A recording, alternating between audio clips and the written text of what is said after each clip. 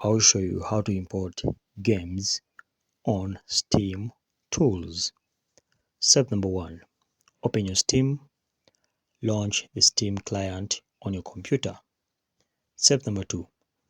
Access the Games menu and then click Games and then Menu and then on the top bar of Steam window. So step number 3, select Add Non-Steam Game to my library. Then choose this option from the games in the drop down. Then step number 4, browse for the games. If the game is not already listed in the Steam client, click browser to navigate to the games and then executable files on your computer. Step number 5, select executable files, locate the executable files for the game you want to add and then click open. Then step number 6, add to library. And then step number 7, access in Steam library.